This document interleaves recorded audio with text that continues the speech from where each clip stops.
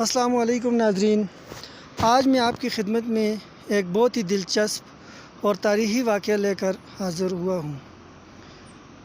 ناظرین، یہ دلچسپ اور خوبصورت واقعہ اس طرح ہے کہ ایک شخص کے ہاں صرف بیٹیاں ہی بیٹیاں تھیں۔ ہر مرتبہ اس کو امید ہوتی کہ اب تو بیٹا پیدا ہوگا، مگر ہر بار بیٹی ہی پیدا ہوتی۔ اس طرح اس کے ہاں یکے بعد دیگرے 6 بیٹیاں ہو گئیں۔ اس کی بیوی کے ہاں پھر ولادت متوقع تھی۔ وہ ڈر رہا تھا کہ کہیں پھر لڑکی پیدا نہ ہو جائے۔ شیطان نے اس کو بہکایا، چنانچہ اس نے ارادہ کر لیا کہ اب بھی لڑکی پیدا ہوئی تو وہ اپنی بیوی کو طلاق دے دے گا۔ اس کی کج فہمی پر غور کریں، بھلا اس میں بیوی کا کیا قصور؟ رات کو سویا تو ایک عجیب و غریب خواب دیکھا۔ اس نے دیکھا کہ قیامت برپا ہو چکی ہے۔ اس کے گناہ بہت زیادہ ہیں جن کے سبب اس پر جہنم واجب ہو چکی ہے۔ لہٰذا فرشتوں نے اس کو پکڑا اور جہنم کی طرف لے گئے۔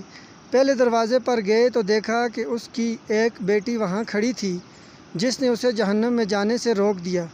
فرشتے اسے لے کر دوسرے دروازے پر چلے گئے۔ وہاں اس کی دوسری بیٹی کھڑی تھی جو اس کے لیے آڑ بن گئی۔ اب وہ تیسرے دروازے پر اسے لے کر گئے۔ وہاں تیسری لڑکی کھڑی تھی جو رکاوٹ بن گئی۔ اس طرح فرشتے جس دروازے پر اس کو لے کر جاتے وہاں اس کی ایک بیٹی کھڑی ہوتی جو اس کا دفاع کرتی اور جہنم میں جانے سے روک دیتی۔ غرض یہ کہ فرشتے اسے جہنم کے 6 دروازوں پر لے کر گئے، مگر ہر دروازے پر اس کی کوئی نہ کوئی بیٹی رکاوٹ بنتی چلی گئی۔ اب 7واں دروازہ باقی تھا۔ فرشتے اس کو لے کر اس دروازے کی طرف چل دیے۔ اس پر گھبراہٹ طاری ہوئی کہ اس دروازے پر میرے لیے رکاوٹ کون بنے گا، کیونکہ اسے یہ معلوم تھا کہ اس کی 7ویں بیٹی تو ابھی پیدا نہیں ہوئی۔ اس پر گھبراہٹ طاری ہوئی کہ اس دروازے پر میرے لیے رکاوٹ کون بنے گا۔ اسے معلوم ہو گیا کہ جو نیت اس نے کی تھی غلط تھی۔ وہ شیطان کے بہکاوے میں آ گیا تھا۔ انتہائی پریشانی اور خوف و دہشت کے عالم میں اس کی آنکھ کھل چکی تھی اور اس نے رب العزت کے حضور اپنے ہاتھوں کو بلند کیا اور دعا کی، اے اللہ مجھے 7ویں بیٹی عطا فرما۔ اس لیے جن لوگوں کا قضاء و قدر پر ایمان ہے انہیں لڑکیوں کی پیدائش پر رنجیدہ خاطر ہونے کی بجائے خوش ہونا چاہیے۔ ایمان کی کمزوری کے سبب جن بد عقیدہ لوگوں کا یہ تصور بن چکا ہے کہ لڑکیوں کی پیدائش کا سبب ان کی بیویاں ہیں، یہ سراسر غلط ہے۔